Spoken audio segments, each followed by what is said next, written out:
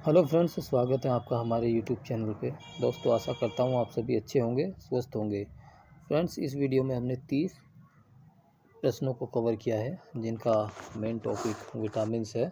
सभी questions important है और ये वीडियो सभी कॉम्पिटिटिव एग्जाम्स के लिए इम्पोर्टेंट है। तो चलिए विदाउट डिले वीडियो को शुरू करते हैं।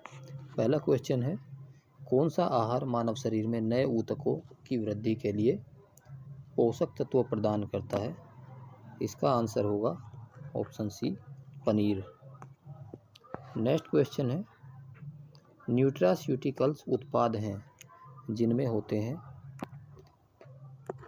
पोषक और औषधि प्रभाव। जो न्यूट्रास्यूटिकल्स उत्पाद हैं इनमें पोषक और औषधि प्रभाव दोनों होते हैं। न्यूट्रास्यूटिकल्स जो ये शब्द है ये न्यूट्रिशन तथा फार्मास्यूटिकल शब्दों से मिलकर बना हुआ है। नेक्स्ट क्वेश्चन है, फंक ने किसका आविष्कार किया था? इसका आंसर होगा ऑप्शन ए, विटामिन का आविष्कार फंक ने किया था।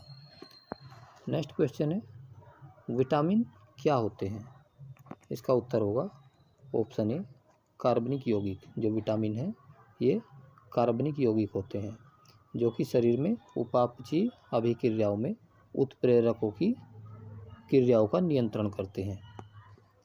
नेक्स्ट क्वेश्चन है, निम्नलिखित में से यौगिकों के किस समूह को सहायक आहार कारक कहा जाता है? इसका आंसर होगा ऑप्शन सी, विटामिन्स को सहायक आहार कारक कहा जाता है।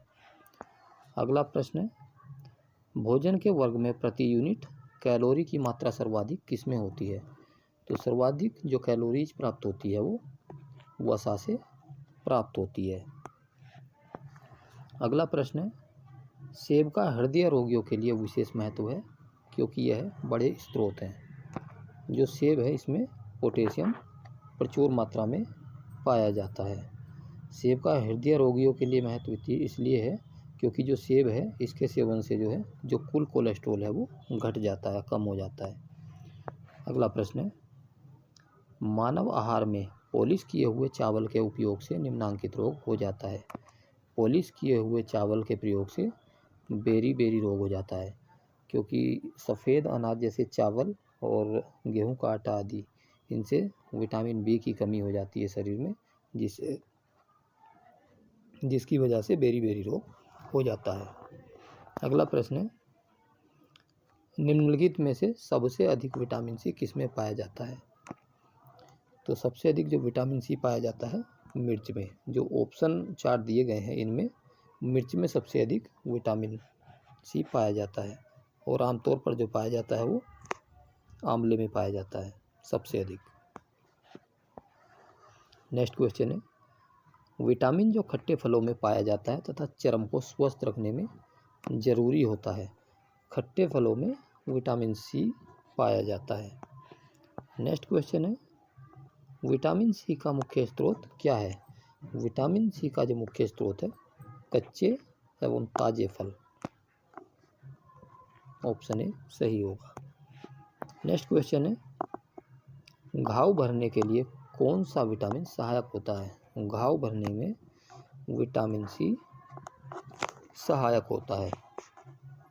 क्या होता है कि विटामिन जो सी है इसकी कमी से स्कर्वी रोग हो जाता है और स्कर्वी रोग में क्या होता है, इसमें जो घाव हैं वो नहीं बढ़ते। विटामिन सी का जो रासायनिक नाम है वो है एस्कोर्बिक अम्ल। और विटामिन सी जो है ये मुख्य रूप से खट्टे फलों में पाया जाता है जैसे आंवला, नींबू, संतरा, मौसमी आदि। नेक्स्ट क्वेश्चन है, विटामिन सी का सबसे अच्छा स्रोत कौन सा है? विटामिन सी का जो सबसे अच्छा स्रोत है वो आंवला है। ऑप्शन डी सही होगा। नेक्स्ट क्वेश्चन है, किसके अवशोषण में विटामिन सी मदद करता है? इसका उत्तर होगा ऑप्शन ए, लौह के अवशोषण में विटामिन सी मदद करता है। अगला प्रश्न है, निम्नलिखित में से कौन सा विटामिन शरीर में भंडारित नहीं होता? तो इसका उत्तर होगा option B, vitamin C. Actually जो विटामिन बी और विटामिन सी है ये जल में घुलनशील होते हैं जिसके कारण ये दोनों ही शरीर में भंडारित नहीं होते और इसका उत्तर जो सही होगा विटामिन सी, ऑप्शन बी। अगला प्रश्न है, रक्त का थक्का बनने में किस विटामिन की आवश्यकता होती है? ब्लड क्लोटिंग के लिए या रक्त का थक्का बनाने के लिए विटामिन के की आवश्यकता होती है। विटामिन के का जो रासायनिक नाम है वो है फिलोक्विनोन। नेक्स्ट प्रश्न है, निम्नलिखित में से कौन सा विटामिन प्रतिस्कंदक विष के प्रतिकारक के रूप में प्रयोग किया जाता है? इसका उत्तर होगा ऑप्शन सी, विटामिन के। अगला प्रश्न, कौन से विटामिन का संश्लेषण आंत के जीवाणुओं द्वारा होता है? इसका उत्तर होगा option A, B12, vitamin B12। Actually vitamin B12 और विटामिन के इन दोनों का ही संश्लेषण आंत के जीवाणुओं द्वारा किया जाता है। अतः ऑप्शन में विटामिन B12 दिया हुआ है, तो यही उत्तर होगा।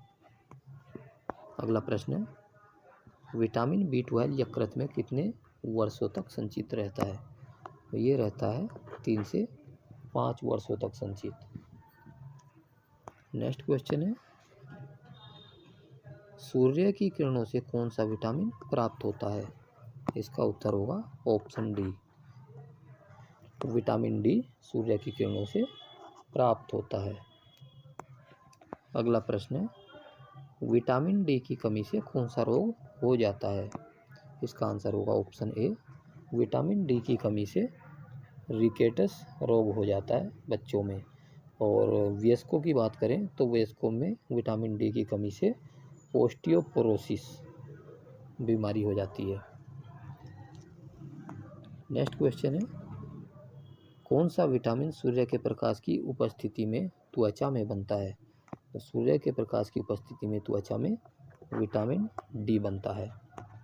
नेक्स्ट क्वेश्चन है, कोलेकैल्सिफेरोल रासायनिक यौगिक का सामान्य नाम क्या है? तो कोलेकैल्सिफेरोल है, ये विटामिन डी का सामान्य नाम है। एक्चुअली जो जंतुओं में 2 सक्रिय विटामिन डी होते हैं, 2 प्रकार के। एक होता है विटामिन D2 जिसका रासायनिक नाम है अर्गोकैल्सिफेरोल, और दूसरा होता है विटामिन D3 जिसका रासायनिक नाम है कोलेकैल्सिफेरोल। नेक्स्ट क्वेश्चन है, रतौंधी किस विटामिन की कमी से होता है? इसका उत्तर होगा ऑप्शन ए, विटामिन ए की कमी से रतौंधी हो जाता है। नेक्स्ट प्रश्न है, मानव शरीर में विटामिन कहाँ पर संचित रहता है? विटामिन ए मानव शरीर में यकृत में संचित रहता है। नेक्स्ट क्वेश्चन है, निम्नलिखित में से किसमें विटामिन ए की मात्रा अधिक होती है? तो विटामिन ए है, ये सर्वाधिक मात्रा में गाजर में पाया जाता है। अगला प्रश्न है, निम्नलिखित में से किसमें सबसे अधिक विटामिन ए पाया जाता है? तो ये जो ऑप्शन दिए गए हैं इनमें सबसे अधिक विटामिन ए आमों में पाया जाता है। अगला प्रश्न है, विटामिन B12 में कौन सी धातु पाई जाती है? इसका उत्तर होगा option A, cobalt. Vitamin B12 में कोबाल्ट पाया जाता है। और विटामिन B12 का जो रासायनिक नाम है वो है साइनोकोबालामिन। नेक्स्ट प्रश्न है, थायमिन किस विटामिन का रासायनिक नाम है? जो थायमिन है वो विटामिन B1 का रासायनिक नाम है। और B2 का जो रासायनिक नाम है वो है राइबोफ्लेविन। और B3 का रासायनिक नाम है निकोटिनेमाइड। और B5 का रासायनिक नाम है पेंटोथेनिक अम्ल। नेक्स्ट क्वेश्चन है, कौन सा विटामिन किसी स्वप्न को पर्याप्त अवधि तक याद रखने में सहायक होता है?